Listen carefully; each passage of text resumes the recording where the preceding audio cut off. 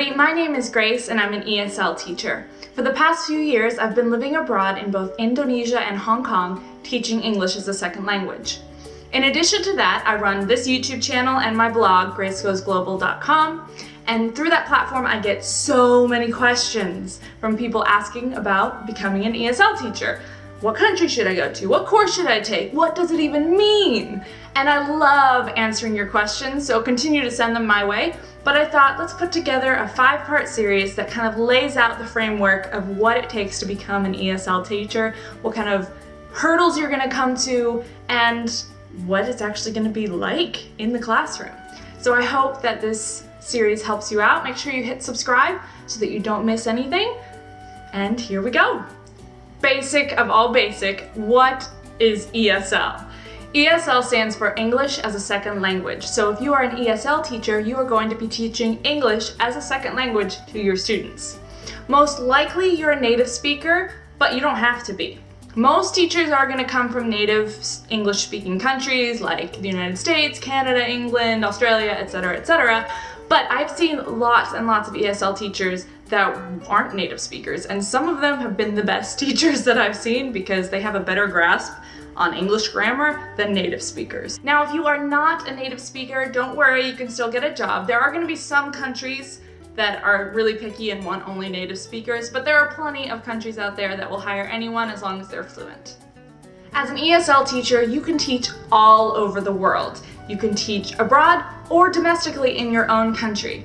Most of the things that I'm going to be talking about are going to be addressing more of working abroad in another country because that is more of what I have experience with, but a lot of these principles can also be applied to working domestically, especially if you live in a really diverse country like the United States or England, or you're a native speaker who happens to work in Japan. You can work in your own country.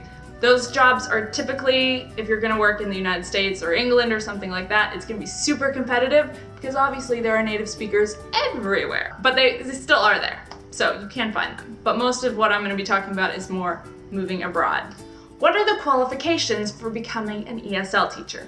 This obviously is going to vary a lot from job to job, but in general, most jobs are going to require you to have a bachelor's degree. If you're gonna do something like a volunteer work, maybe not, but in general, if you're looking for a paid position, they're gonna ask you for a bachelor's degree. It doesn't have to be in English or education or ESL. If it is, bonus, you'll probably get paid more, but it doesn't have to be. My degree is in acting, so has nothing to do with ESL. The reason they want bachelor's degrees is typically for visa purposes. So if you're gonna move abroad and work in China or Japan or Cambodia, they're gonna try and get you a working visa. And for that, the company needs to show your qualifications.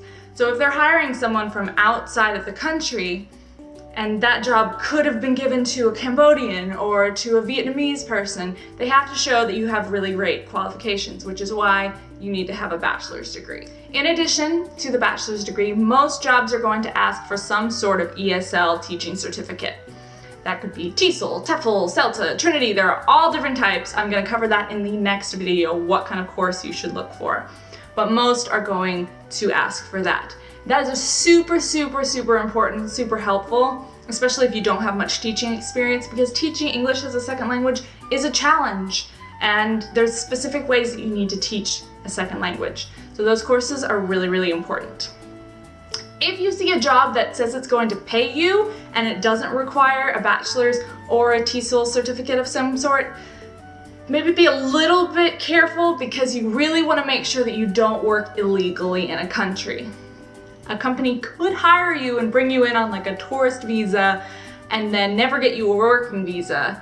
And you really avoid working illegally if you can don't work illegally at all because it doesn't end well, believe me.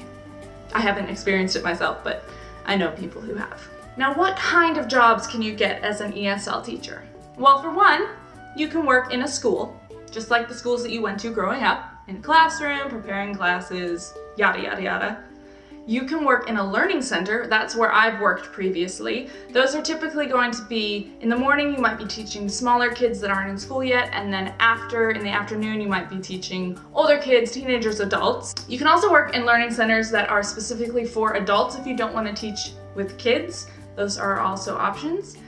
You can also teach business English. Some of those are going to be out of learning centers, and then other companies are going to hire you specifically to send you into companies to teach them business English. This does not appeal to me at all, but I know there are plenty of people out there that get really excited by this. You would be teaching very targeted business English language. So things that are tailored for that business, what kind of language they need to know. So that's also an option.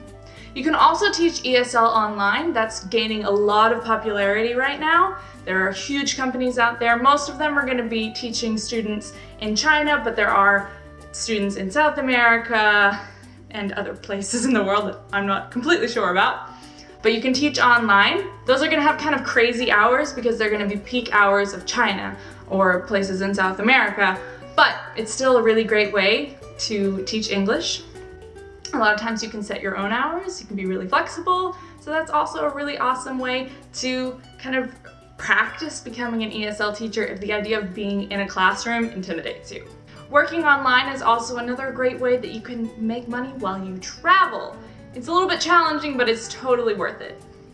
And lastly, you can also be a tutor, which that would just be contracting yourself out. You'd have to advertise yourself, set your own rates, but that's ultimate flexibility, and if you're a really good teacher, you can make really good money. So that's another option. Obviously, there are tons of different ways that I probably didn't even mention, but those are kind of the basic ways that you could teach as an ESL teacher. So there you have it. There's part one. That was easy, right? Hopefully that was short. I don't know. But I hope that you enjoyed this video. Again, make sure you subscribe, because next week we're going to be talking about what courses you should take. That's probably my #1 question. What course should I take for ESL? So stay tuned, and I hope you enjoyed this video. See you next time.